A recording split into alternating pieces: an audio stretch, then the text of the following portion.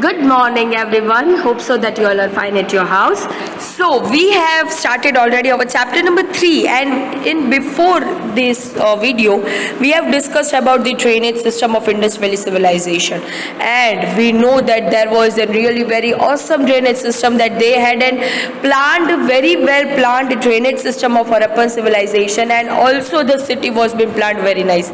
I especially like the idea of the swimming pool. It was really very awesome.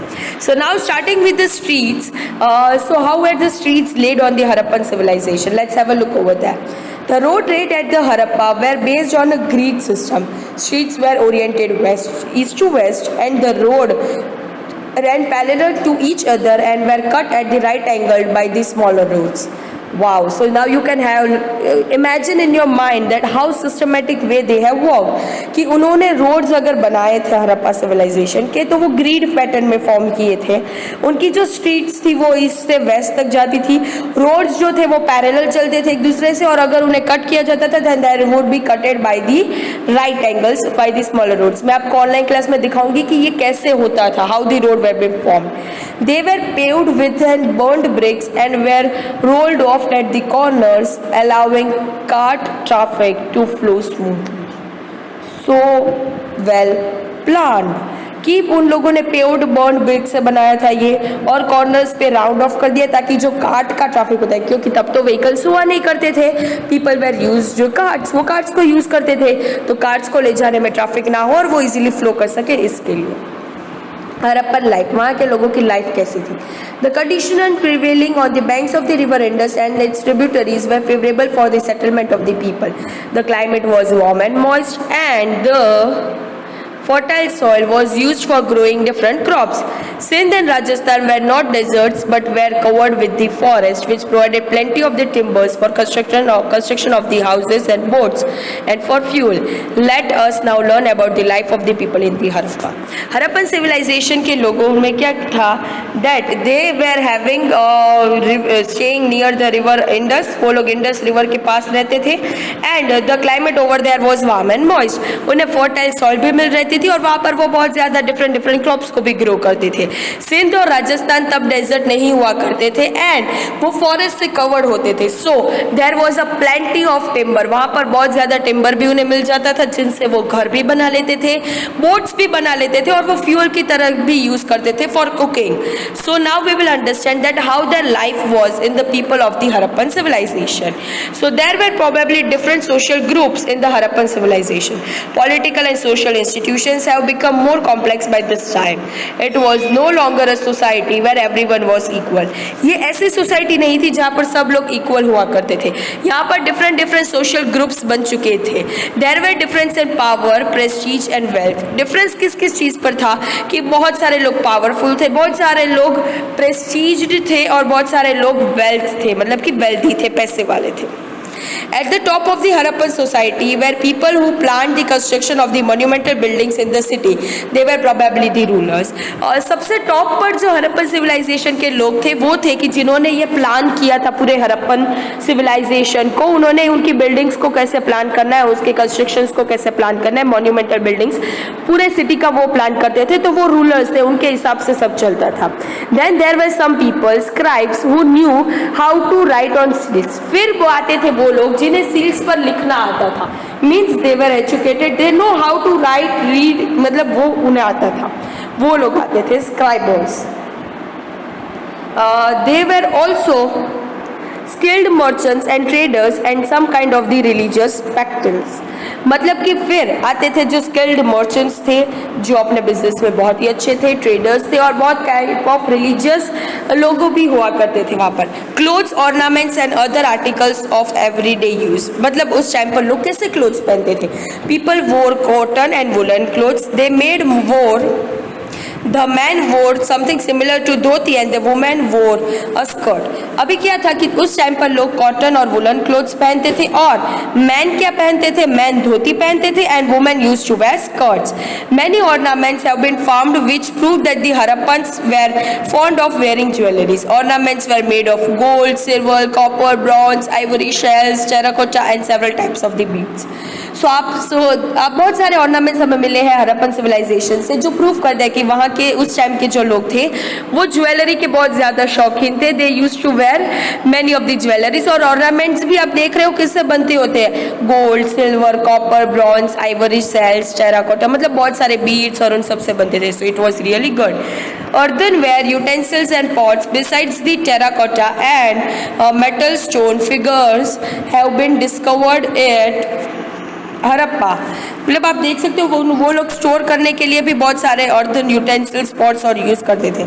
The dancing girl bronze figure from the Mohenjo-daro is the most famous one. The statue of the priest king is another popular figure.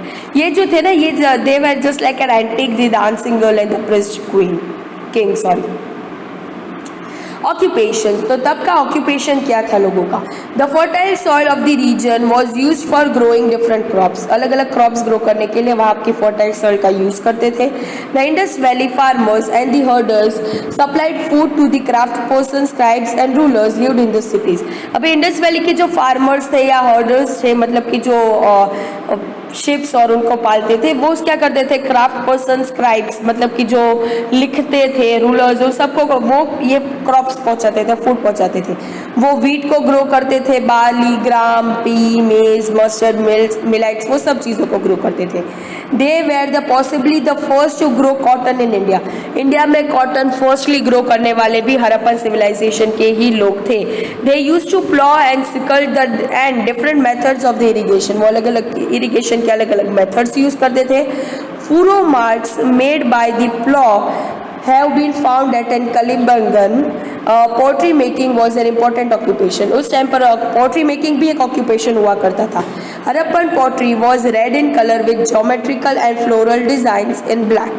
Pots were made with fine clay and when they glazed and decorated.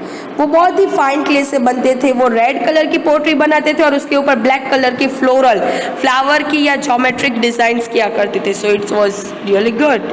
Harappan की जो pottery थी उसके images यहाँ पर हमें दिखाए गए हैं. You can have a look. Toys भी बनाते थे like cards, figures of the animals, marbles, dolls, whistles और बाकी सब चीज़ें. वो लोग at that time they were making toys. So it's really cool. Man and woman also played a game similar to the modern games of the chess. Dice have been discovered. Wow! So they used to play games at that time. वो games भी खेला करते थे क्योंकि हमें dice भी मिला था. So it's good. Skilled metal workers produce the tools and implements in the copper and bronze such as spears, knives, arrowheads, axes and razors. So उस टाइम पर वो copper और bronze के tools भी बनाते थे like spears है, भाला है, knives है, arrowheads है, वो सब चीज़ें. Harappan traders. Harappan people carried out on the trade with the other countries. Some Harappan seals have been found in the cities of the ancient Mesopotamia, while Mesopotamia seals have been found in the Harappan cities. मतलब आप देख रहे हो Mesopotamian और हड़प्पन के coins exchange हुआ करते थे. मतलब कि वो एक दूसरे के साथ ट्रेड्स किया करते थे, वो बिजनेस किया करते थे. This confirms that trade exist between the two both of the civilisation. दोनों सिविलाइजेशन के बीच में वो लोग ट्रेड्स किया करते थे. The remains of the dockyard excavated at the Lothal by the S.R. Rao shows that the Harappans were familiar with the ships. Dockyard मतलब कि एक ऐसी जगह जहाँ से शिप्स को लोडिंग अनलोडिंग किया जाता है, that is known as a dockyard. तो बाई S.R. राव की मदद से हमने ये एक्सकवेट भी किया है कि यहाँ पर वो लोग शिप से भी फैमिलियर थे. They used the ships. The Harappans made many things for which they needed raw materials. Some of them were not available in the region. They probably got copper from the Oman in West Asia and Rajasthan, tin from the Afghanistan and Iran, and gold from the Karnataka, precious stones from the Gujarat, and iron and lapis lazuli from the northern Afghanistan. मतलब सारी चीज़ें तो Harappan civilisation के पास तो नहीं होती है ना. Everything they can't grow and they can get. So ये सारी चीज़ें वो दूसरी जगहों से मंगवाते थे. They used to get all this things from the various places. Seals. More than 2000 seals have been discovered at the different sites of the Indus Valley civilization. मतलब 2000 seals तो already हमें मिल चुके हैं. We don't know that how many have been already destructed. Historians assume that merchants and traders use the seals for trading purpose to stamp their goods. वो अपने goods को stamp करने के लिए इन seals का use करते थे. These seals were flat and rectangular and were made of this steatite and or you can say any white stone या दूसरे कोई stone से. Many of these seals had a picture of the bull and one horned animal. उस seal के ऊपर क्या था? एक bull का picture था, one horned animal था, elephant था, tree था, short account inscribed and the pictography script. आप देख रहे हो ये रहे seals. ऐसे होते थे seals हड़प्पन के.